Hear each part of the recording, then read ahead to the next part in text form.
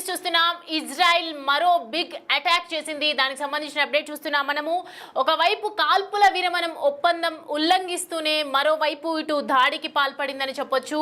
Right now చూస్తున్నాం దాదాపు 40 మంది వరకు దీంట్లో చనిపోయారని మనకి సమాచారం అందుతోంది. హమాజ్ ఉగ్రవాదులు తమ దేశంపై దాడికి పాల్పడేందుకు ప్రయత్నించడంతోనే ఇటు స్ట్రైక్ చేపట్టినట్లు ఇజ్రాయెల్ మిలిటరీ చెబుతోంది. అండ్ ప్రస్తుతం మనం చూస్తూ ఉన్నాము విజువల్స్ లో బాంబులు ఎంత పెద్ద ఎత్తున కనిపిస్తూ ఉన్నాయి. లెంబనాపై శరణార్థి శిబిరంపై బాంబు దాడి చేసింది ఇజ్రాయెల్. ఒక్కసారిగా ప్రతి ఒక్కరు కూడా భయాందోళనకు గురవుతున్నటువంటి సిచ్యువేషన్ కనిపిస్తోంది. అక్కడ బాంబు దాడిలో తునాతునకలైనటువంటి భారీ భవనాలు కనిపిస్తున్నాయి. అంటే ఎంత దాడి చేశారో మనకి అర్థమవుతోంది. ఎంత పెద్ద పెద్ద భవనాలను కూడా కూల్చేసినటువంటి బాంబు అది. ఇజ్రాయెల్ హెచ్చరికను పట్టించుకోలేదు ఒకవైపు ప్రజలు. దీంతో బాంబు దాడులకు దిగారు ఇజ్రాయెల్ అని తెలుస్తోంది. ఇటీవల ఇరు దేశాల మధ్య ఒకవైపు సీజ్ ఫైర్ ఒప్పందం జరిగినప్పటికీ కూడా వాటిని ఉల్లంఘిస్తూ ఇజ్రాయెల్ మళ్ళీ అటాక్ చేసింది. ఇక వీళ్ళిద్దరి మధ్య యుద్ధం ఆగేలా అయితే కనిపించట్లేదు. పాలస్తీనాపై ఇజ్రాయెల్ మరోసారి దాడులకు పాల్పడినటువంటి నేపథ్యంలో అసలు ఏం చేస్తోంది? ఇటు శరణార్థి శిబిరాలను ఖాళీ చేయాలని హెచ్చరించినటువంటి ఇజ్రాయెల్ ఒకవైపు పట్టించుకోలేదు, మా మాట వినలేదు అని చెప్పి మరోసారి దాడులకు పాల్పడుతుంది. దీనికి సంబంధించి మరి వాళ్ళు ఏం రియాక్ట్ అవుతారు అనేది చూడాలి. ఇప్పటివరకు మనకు తెలిసినటువంటి సమాచారం ప్రకారం అయితే ఒక 40 నుంచి 50 మంది వరకు అప్రాక్సిమేట్గా చనిపోయినట్లుగా మనకి సమాచారం అందుతోంది. ఇందులో ప్రాణాలు కోల్పోయిన వారి సంఖ్య పెరుగుతూనే ఉంది. ఇంకా ఇప్పటి వరకు అందినటువంటి సమాచారం 50 మంది, ఇంకా మృతుల సంఖ్య పెరిగే అవకాశాలు ఉన్నాయని చెప్తూ ఉన్నారు. 12 మంది ఇటు ఏదైతే ఖాన్ యూనిస్ ప్రాంతంలో 10 మంది కూడా అక్కడ మృతి చెందినట్లుగా మనకు హమాస్ చెప్తోంది. ఈ దాడులపై ఇజ్రాయెల్ కూడా మాట్లాడింది. ఉగ్రవాదులు తమ దేశంపై దాడికి పాల్పడేందుకు ప్రయత్నించడంతోనే మేము ఇలా చేశాము అని చెప్తోంది. ఇజ్రాయెల్ బాంబు దాడిలో కనీసం 77 మంది పాలస్తీనియన్లు గాయపడ్డారని గాజాలోని పాలస్తీనా ఆరోగ్య మంత్రిత్వ శాఖ తెలిపింది. అండ్ గత నెలలో అమల్లోకి వచ్చినటువంటి అమెరికా మధ్యవర్తిత్వంలోని కాల్పుల విరమణ అతిపెద్ద ఉల్లంఘన ఇదని అంటున్నారు. ఇజ్రాయెల్ సమీపంలోని దక్షిణ గాజాలోని అల్ మవాసి ప్రాంతంలో సహా 3 నిర్దిష్ట ప్రదేశాలకు లక్ష్యంగా చేసుకుని ఈ దాడులు చేసిందని చెప్తూ ఉన్నారు. దానికి సంబంధించినటువంటి కొన్ని మన దగ్గర అక్కడ జరిగినటువంటి విజువల్స్ ఉన్నాయి, ఒకసారి చూద్దాం.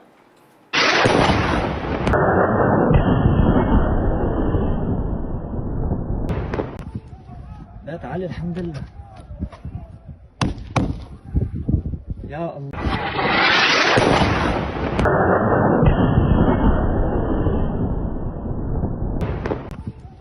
لا تعالي الحمد لله يا الله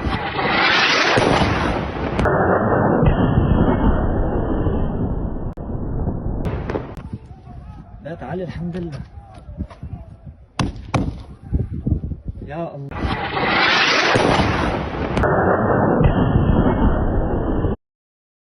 రైట్, చూస్తున్నాం కదా ఇజ్రాయెల్ చేసినటువంటి బిగ్ అటాక్లో ఎంత నష్టం జరిగిందనేది మనకు క్లియర్ కట్గా అర్థమవుతుంది. పెద్ద పెద్ద భవనాలు కుప్పకూలిపోయినటువంటి ఘటన కనిపిస్తుంది. ఒక్క సెకండ్లో, ఫ్రాక్షన్ సెకండ్లో ఆ బాంబులతో ఒక్కసారిగా భవనాలన్నీ నేలమట్టమైపోయాయి. లెబనాన్పై బాంబులతో ఒకవైపు విరుచుకుపడుతోంది ఇజ్రాయెల్. ఈ నేపథ్యంలో ఇప్పటివరకు మనకు తెలిసినటువంటి సంఖ్య 50 అని చెప్తూ ఉన్నారు. మరోవైపు ఇంకా సంఖ్య పెరిగే ఛాన్సెస్ కూడా ఉన్నాయి. ఒకవైపు సీజ్ ఫైర్ ఒప్పందం జరిగినప్పటికీ కూడా మరి ఎందుకు మళ్ళీ దీనికి సంబంధించి రియాక్ట్ అవుతున్నారు అనేది మాత్రం ప్రస్తుతం ఒకవైపు మనం దీనికి సంబంధించి వీళ్ళిద్దరి మధ్య సీజ్ ఫైర్ ఒప్పందం జరిగినప్పటికీ కూడా ఎందుకు మళ్ళీ బాంబు దాడులు చేయాల్సి వస్తుంది అని చెప్పినప్పుడు నేపథ్యంలో ఇజ్రాయెల్ ఒకవైపు మేము ఇక్కడ నుంచి ఖాళీ చేసి వెళ్ళిపోండి అని చెప్పినప్పటికీ కూడా మరోవైపు వీళ్ళు అక్కడే ఉంటున్నారు అని చెప్పి మేము శరణార్థి శిబిరాలపై ఇలా బాంబ్ బ్లాస్ట్ చేయటం జరిగింది అని చెప్పి చెప్తున్నారు. గాజాపై ఒకవైపు ఎంతలా విరుచుకుపడుతోంది అంటే పాలస్తీనా ఇజ్రాయెల్ మధ్య ఉద్రిక్తత మరోసారి చోటు చేసుకుందని చెప్పొచ్చు. మరియు ఒక్కసారి యుద్ధం అవతరించిందని చెప్పొచ్చు. గాజాను టార్గెట్ చేసి ఇజ్రాయెల్ సైన్యం ఒకవైపు విరుచుకోబడుతోంది. ఇజ్రాయెల్ ఐడిఎఫ్ దాడుల్లో కూడా ఎంతో మంది చనిపోయినట్లు గాజా డిఫెన్స్ ఏజెన్సీ వెల్లడిస్తూ ఉంది. దాడులకు సంబంధించినటువంటి కూడా వీడియోలు మనం చూస్తున్నాము. గాజాపై ఇజ్రాయెల్ దాడులు చేసింది భారత కాలమాన ప్రకారం బుధవారం మనం చూసుకుంటే అర్ధరాత్రి జరిగినటువంటి నేపథ్యంలో లక్ష్యంగా చేసుకొని కొన్ని దాడులు చేస్తోంది. దాడుల కారణంగా కొంతమంది చనిపోతూ ఉన్నారు. మరోవైపు దక్షిణ లెబనాన్లోని పాలస్తీనా శరణార్థి శిబిరం సమీపంలో ఇజ్రాయెల్ వైమానిక దాడి చేసింది. ఈ ఘటనలో కూడా కొంతమంది మరణించారని చెప్తున్నారు, 4 గాయపడినట్లు ఇటు లెబనాన్ కూడా ప్రకటించింది. అక్కడ ఎలాంటి సాయుధ బలగాలు లేవని చెప్పి లెబనాన్ పేర్కొంటూ ఉంది. అండ్ ప్రతి ఒక్కటి కూడా మనం చూస్తున్నాము. ఒకవైపు వీళ్ళిద్దరి మధ్య శాంతి ఒప్పందం కుదిరింది అని చెప్పి అనుకున్న తర్వాత కూడా మరి ఎందుకు ఇంకా ఇజ్రాయెల్ మళ్ళీ ఇలా అటాక్స్ చేస్తుంది? దీంతో వాళ్ళు ఊరుకుంటారా? గాజా ఏ విధంగా రియాక్ట్ అవుతుంది? శరణార్థి శిబిరాలను ఎందుకు టార్గెట్ గా చేసుకుంటుంది? ఒకవైపు ఒప్పందంలో మాట్లాడుకున్నటువంటి చర్చ ఎందుకు విఫలమైంది? మరి ఎందుకు మళ్ళీ బాంబ్ బ్లాస్ట్ అనేది చేస్తూ ఉన్నారు? చాలా మంది మృతి చెందినట్లుగా కూడా తెలుస్తోంది. దీనికి సంబంధించి పూర్తి వివరాలని తెలుసుకుందాం. మా ప్రతినిధి శివ మనకి అందుబాటులో ఉన్నారు. శివ, ఇప్పటివరకు చూసుకుంటే అప్రాక్సిమేట్ లో మనకి 50 మంది చనిపోయినట్లుగా అర్థమవుతుంది. ఇంకా ఎంతమంది చనిపోయారు? అసలు ఇంకా ప్రస్తుతం అక్కడ పరిస్థితులు ఏం జరుగుతోంది?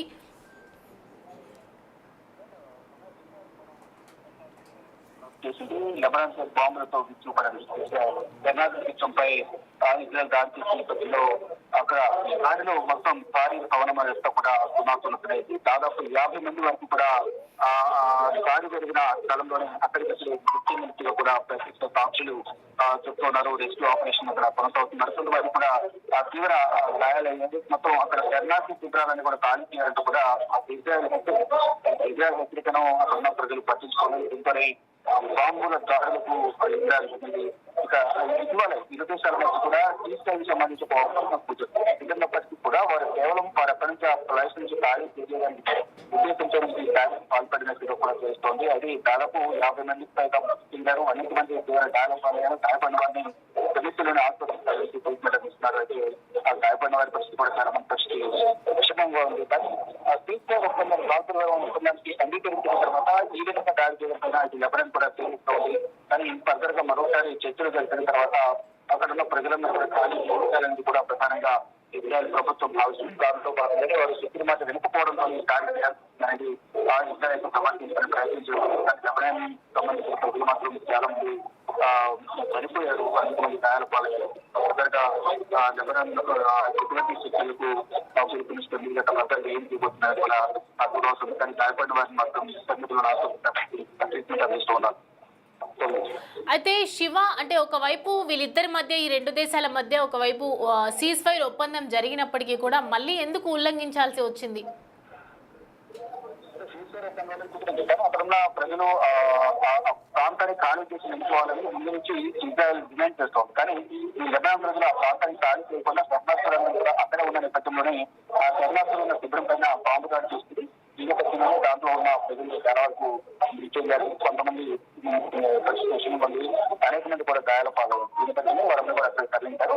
మెయిన్ డిమాండ్ వారు అక్కడి నుంచి ఖాళీ చేసి వెళ్ళిపోవాలని ఇజ్రాయెల్ పిలుపునిస్తుంది. వారందరూ కూడా వెళ్ళిపోవాలని విపక్షం దాడి కొనసాగుతాయని కూడా ఇజ్రాయెల్ చెప్తారు.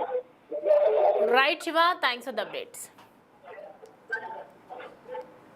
రైట్, చూస్తున్నాం కదా, ఒకవైపు బాంబు దాడిలో ఇటు తునకలైపోయింది. భారీ భవనాలు, శరణార్థి శిబిరాలని టార్గెట్ చేస్తూ ఒకవైపు ఇజ్రాయెల్ ఇలా పాల్పడుతోంది, దాడులకు పాల్పడుతోంది.